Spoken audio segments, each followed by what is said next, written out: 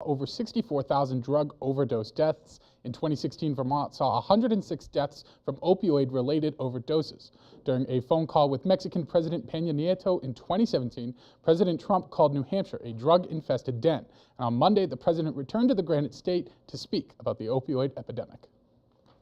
Defeating this epidemic will require the commitment of every state, local, and federal agency. Failure is not an option. Addiction is not our future. 5 months ago, President Trump declared opioid abuse a public health emergency. An emergency so dire, the president says drug traffickers should be put to death. If we don't get tough on the drug dealers, we're wasting our time. Just remember that. We're wasting our time. And that toughness includes the death penalty. President Trump was in Manchester, New Hampshire recently, speaking on the opioid crisis and how to solve it nationally, saying, quote, "We will be spending the most money ever on the opioid crisis." That money began moving in Washington and was passed by both the House and the Senate in the recent spending bill. Vice Chairman of the Senate Appropriations Committee, Senator Patrick Leahy, announced on Wednesday that the state of Vermont will be receiving over $150 million to help combat the opioid epidemic. This includes $32 million in grants for anti-heroin task forces, a minimum of $4 million to be used for state opioid response grant programs, and $130 million to help rural communities at the highest risk for opioid abuse.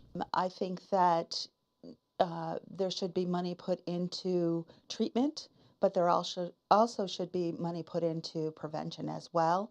That's part of the solution, but I think education and community coalition work is very important in this crisis. Linden Representative Dick Lawrence, along with 24 others, sponsored a bill that would limit the use of pain drugs by doctors.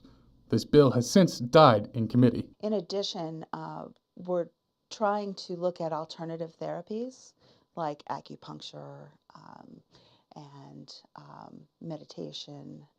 Anything that can be used as an alternative to address pain. The state does offer help for those struggling with addiction. The Kingdom Recovery Center is a peer-based recovery place, and there are 12 of them throughout the state called the Vermont Recovery Networks. When the Kingdom Recovery Center was established in 2004, there were not many options for people. So we started this place here, Kingdom Recovery Center. There were 2 or 3 others in the state at that time, so that there would be a place for people to go to get some kind of help. And the best help we found at that time was peer recovery. It's people telling their stories. That's basically what it is. Governor Phil Scott has established an opioid coordination council as part of the effort that President Trump highlighted this week. I want to win this battle. I don't want to leave at the end of 7 years and have this problem. The omnibus spending bill was passed by the House on Thursday and the Senate early Friday morning by a vote of 65 to 32. President Trump signed the bill around 4 this afternoon. And as for the governor's opioid coordination council, a report was released back in January.